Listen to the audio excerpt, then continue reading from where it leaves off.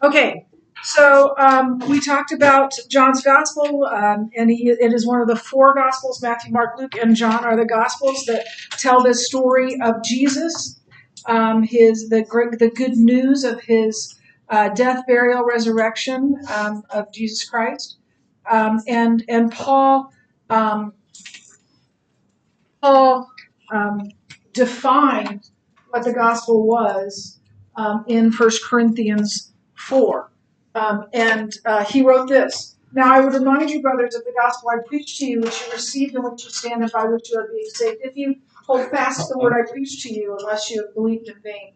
For I delivered to you as of first importance what I also received, that Christ died for our sins in accordance with the Scriptures, that he was buried, that he was raised on the third day in accordance with the Scriptures. So that is the good news right there, right? The good news of Jesus. And it's the good news concerning the death, burial, and bodily resurrection of Jesus. And so it's one of the four Gospels. It's one of the longest of the four Gospels. It's one of the best loved of the New Testament, maybe of the Bible in total. And we're just going to fly through these. And so it's different from the other Gospels. The other Gospels are called the what? Synoptic. Yeah, there you go. Synoptic. They largely tell the same stories. They read like a similar historical account. John is completely different. It is a spiritual gospel. And I went through those first lines, and you can see that. So they're also looking at Jesus from different angles. So the portrait of Christ in Matthew, Jesus is a king. In Mark, Jesus is a servant. In Luke, Jesus is a man. He's fully man. In John, Jesus is God, fully God. So there are prominent words in each of these Gospels. There's a different audience. There are different emphasis and outstanding sections and basic characteristics, and we talked about those as well. What is going on? What? Okay. Check my microphone. It's gonna be hard to do, isn't it? That is weird. What is going on? This has never happened before. Okay, who needs the little white dot? Can you just get there on the synoptic? All the way down. All the way down. And then left, up. Left. It's like right under the word God. To see God, you go a little bit down. To see the same thing. Yeah, right under. But if you go right under the teeth, now it just disappears. There it is. I don't see it. Here? Left. Left. Oh, now I see it. Now I got it. I gotta get to it. Whoa. Oh, we're back. Thank you. Takes a teenager. So the Synoptic Gospels tell largely the same stories. So synoptic is syn means together or alike, and optic is to see. So they see the same thing in a lot of ways. Matthew is saying that he's a king. Mark is saying that Jesus is a servant. And Luke is saying that Jesus is a man. And John's emphasis is evangelism. He wants his gospel to cause people to believe in Christ. Okay.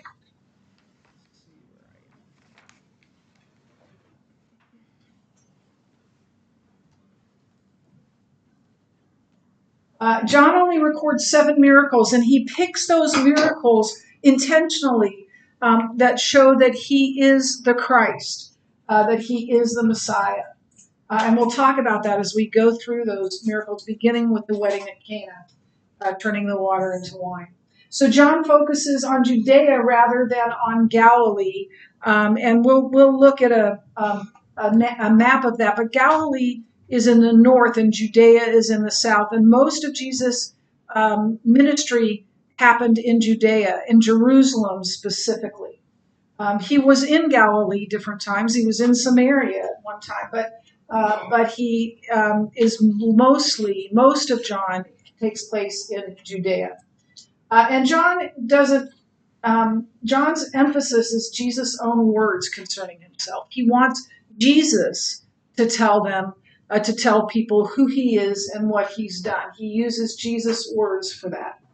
So John is not trying to prove Christ's deity so much as he is letting Jesus Christ prove his own deity.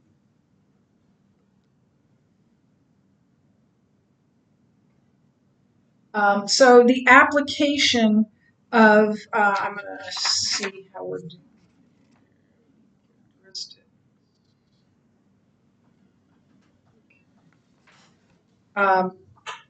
So the application, hang on, did I? Sorry about this. Yep.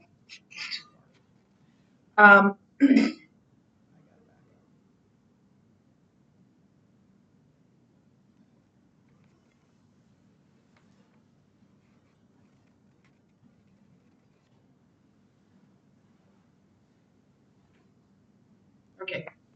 I think this is, I think this is where we're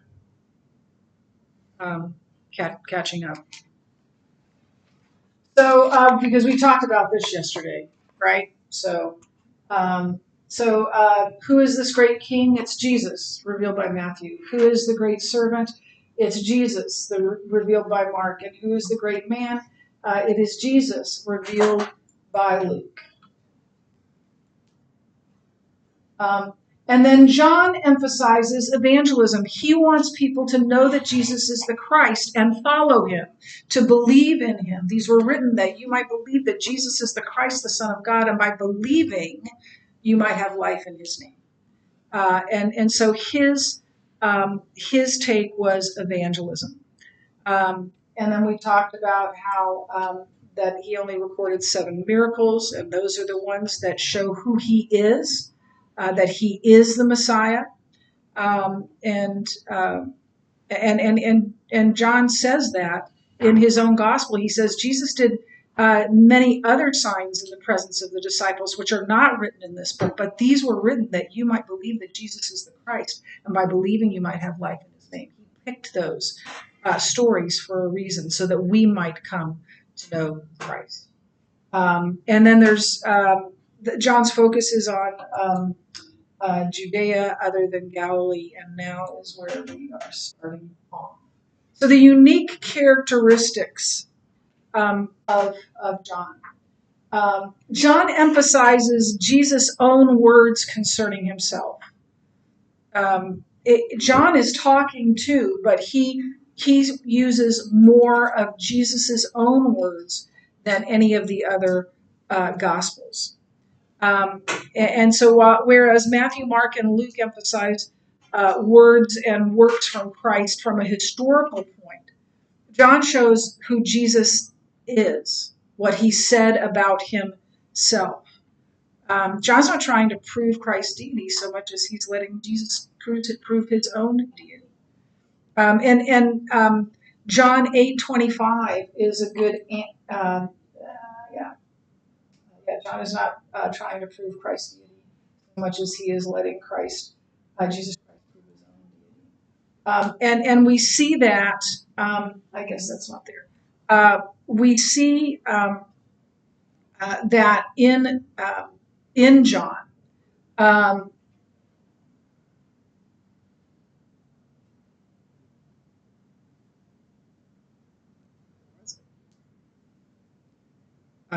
John 8:25 is a good example. So I'm going to grab my Bible.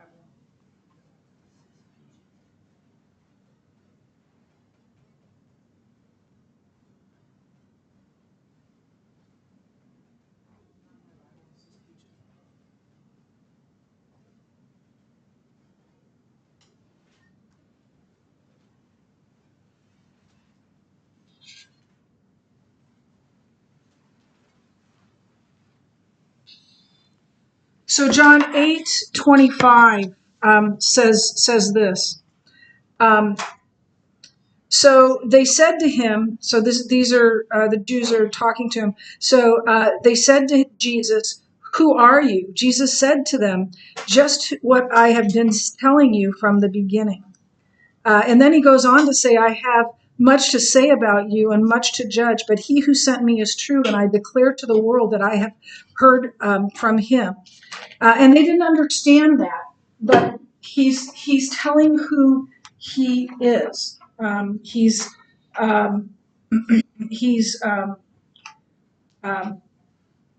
proving who he is. Um, so, yeah, John is, as I said, John is not proving Christ's deity so much as he's letting Jesus do that by what he says and by what he does. Yes. And that's kind of smart because, like, really no person can, like, explain deity because it would be, like, almost disingenuous if they did. So. Oh, I've got a new Seth. Oh. Got a new Seth Was that Roberts good? in here. That was good. Yeah, Hey. in context, I'm impressed. That's good. But it is true. It is true. Jesus is the only one like that. And that's what makes it so good. Yeah, it is absolutely true. John also focused on believing in the death and resurrection of Jesus Christ. And nobody, at this point in time, I shouldn't say nobody, but almost nobody would say that Jesus didn't actually die on the cross, or that he, that he was that the facts of his crucifixion, the resurrections is different. But it's it's the deity that's the problem, right? That he is God, that gives people fits. So again, John's not trying to prove his deity, Christ's deity, so much as he's letting Jesus prove his own deity. And so as we go through this gospel, we'll see this strategy in John. That John's strategy is simple. He lets Jesus speak for himself, and quoting his own words, recording his works and who he is. So John also focused on believing in the death and resurrection of Jesus. Almost half of the book of John covers the last week of Jesus' life.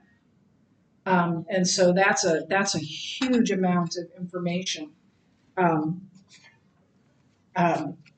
Jesus in the last part of the gospel. So let's apply this what we've been talking about. So the basic question of the book of John is, who is Jesus Christ? Or as I put it, who is this guy? And that's the question that's being asked. Is he just an itinerant preacher? Is he a good man? Is he the Messiah? Is he God? And that's the question that John wants us to grapple with. Who is this guy? And he wants us to come to the conclusion that this is Jesus. He is Messiah. He is the Son of God. He is God himself. That's where we're gonna talk about this. How do we see Jesus in this? How do we see that God is Jesus in this situation? How do we see Jesus doing only something God could do? Over and over, you're going to healing people, resurrecting people from the dead, his own resurrection. That's something only God can do. So we're going to see that over and over again. But I think we can make it even more personal, and say, who is Christ to me? Who do I say? And that's the question I want you to ask yourself as we go through this. Who is Jesus? Not just who is Jesus in general. Who do I say he is? And that's one of our aims in this curriculum, to make Jesus real to each of us. And he becomes real to us as we learn more about him, as we get to know him, as we admire him as um, better than ever before. So as we study this curriculum, um, we can't help but seeing how John himself experienced spiritual growth as he got to know Jesus, as he walked with Jesus. He not only learned who Jesus was, but he became convinced of the gospel. He became convinced that Jesus was the Messiah, the Son of God. And Jesus isn't walking on earth in flesh and blood now, but we can walk with him. And as we walk with him, and I've been walking with him for a very long time, we see more of him. We get to know more of him, and we become more and more in love with him. And the thing is, you can follow Jesus your entire lives, and you still and chasing after him and learning about him, and you'll never get to know everything. I think I've already told you this, but one of my favorite quotes from C.S. Lewis is, the first thing we're going to say when we get to heaven is, of course, because it'll all make sense, and we'll understand it, and we'll know the entirety of who Jesus is. So, what I'd like to talk about, is that your hand up? Yeah. Okay. What's the craziest like miracle that you would say that God's done in like your life? In my life, well, saving me. In my life, I was driving home from college, and I went to school. I went to school in Minnesota, and this is coming back from Christmas, so it's icy, and I'm on a on a icy road on an interstate, and I go to brake, and I'm just sliding, and there's a car like right in front of me, and I'm like, I'm going into the car. And all of a sudden, it wasn't there. I mean, I don't know if he went to the other lane or whatever, but I just was on the road. Maybe that was an angel, or saying not today.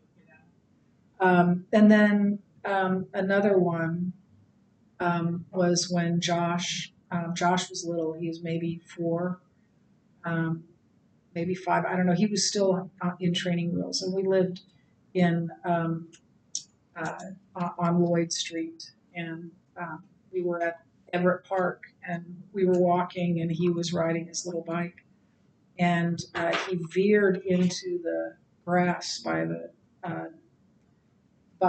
curb, and this car is coming, and he's headed to the street, and I'm too far back, and Jeff's too far back to grab him, and I'm screaming, and it was as though an angel, because he should have gone this way, and his bike just it didn't stop; it slowed down, just gently, like this. It's like an angel just went, not today, son. Which is interesting because he's a cop now, and I never worry about him. And I will confess to you that I am genetically presupposed to worry. I can worry about how much I worry, and I never worry about Josh.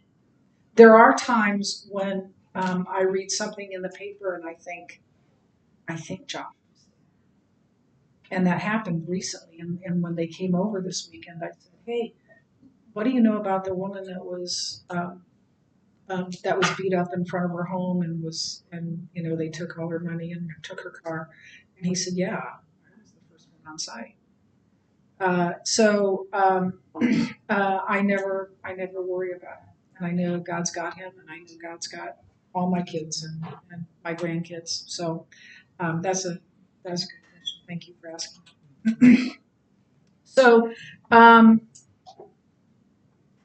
So here's the thing.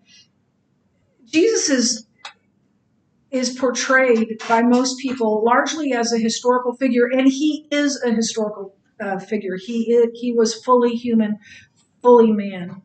But here's the difference between Jesus and everybody else who has ever lived. Anybody been to Mount Vernon? Yeah, you have. Yeah, I have Also, too. like, I have too. I was born on George Washington's birthday. You can visit George Washington's grave. You can visit um, the grave of any human being. I can visit my parents' grave. I don't go very often, but the difference with Jesus is he died, but there's no grave because he rose from it. And only God can do that. So he is as real as anyone you know. You can have a relationship with him, and he wants you to have a relationship with him. And my deepest prayer for my students is that they would desire to get to know him. They would desire to grow in their faith and to walk with Jesus. And that's what these lessons are all about, is to not just tell us about Jesus, but to help us to know him. And I think I've already told you this, and I've already told you that I would tell you again. But in a few years, you're going to don a cap and gown, and you're going to walk across the stage, and you're going to get a diploma, and I'm going to be crying. And when that day comes, if you're not passionately in love with Jesus, I've failed you. I really feel that way. I've failed you. It is the great honor of my life and the most important